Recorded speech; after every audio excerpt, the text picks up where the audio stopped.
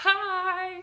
Sonia here with your intuitive tip of the week. And this week I am sharing with you one of my favorite tools that has helped me not only through COVID and everything, but that is like so foundational to my connection with my spirit, to connecting with the world, and my like favorite thing in the whole wide world. And it is called nonsense. So, what do I mean by nonsense? It's really just another word for play. And play like oftentimes like can be this like very loaded word, but it really means just showing up and having no attachment to the outcome.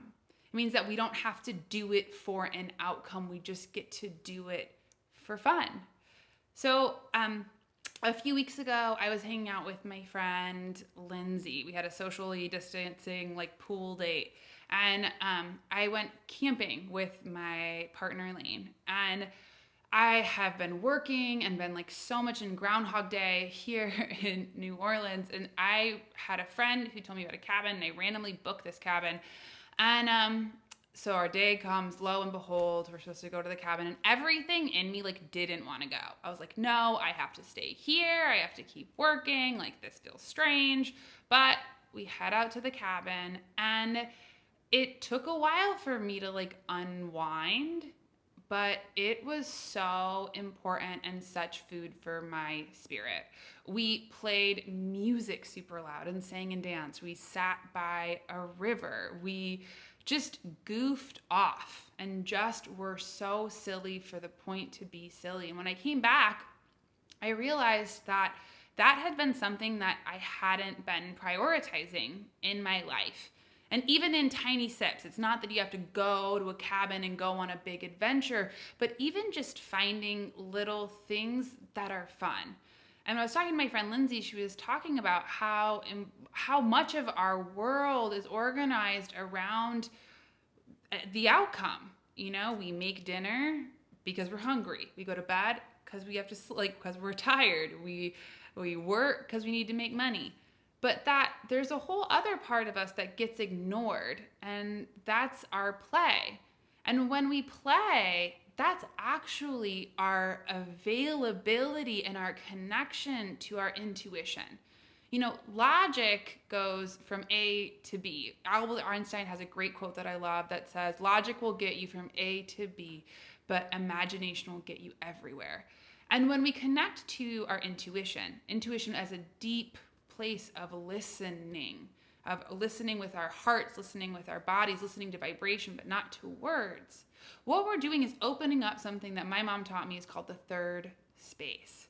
And in the third space, that's where we connect to our creativity, our sense of play, wonder, listening. When we start to play, when we start to do things with no attachment to the outcome, like, for example, if you just started to color just for fun with no real plan, there's a certain availability of what's next. What am I going to do? What's this going to do? And how that is a really beautiful tool, not only to feed our spirit, but to practice that deep, innate listening. So this week, I'm really going to encourage you to do something that is nonsense. And if you have kids or have been around kids, they do this all the time.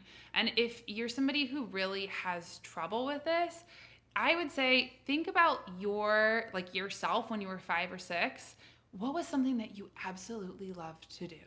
What was something that was super fun? One thing that I've also been doing here is I'll give myself like little missions. So a while ago, it was crawfish season here in New Orleans, and Lane and I, as a way to have fun and enjoy that nonsense, I said that we were going to go for a crawfish crawl. So we got in our car and we drove around to these different roadside stands and like picked up crawfish to go and like ate it, and it was so fun, and it was nonsense, and it was silly. So give yourself permission and recognize that that feeds you, that it actually feeds your imagination, gives you another portal of discovery, and drops you into listening. There's only so much that we can be productive before we just get squeezed dry. And intuition is creativity. It is our magic. It is listening. So give yourself a lot of nonsense, put on a playlist, have fun, and go full out and enjoy and like engage other people to play with you, because that's even more fun. So I hope that you enjoyed this intuitive tip of the week. And if you haven't already, download my spiritual toolkit. You can get it on my website, or if anywhere. I feel like if you're on, this is on YouTube, you have there on my bio, but you'll get a free workbook and guided meditation, which will help you build those intuitive muscles so you can start to really be guidable, have fun, listen, and have fun with it, which is the absolute best part.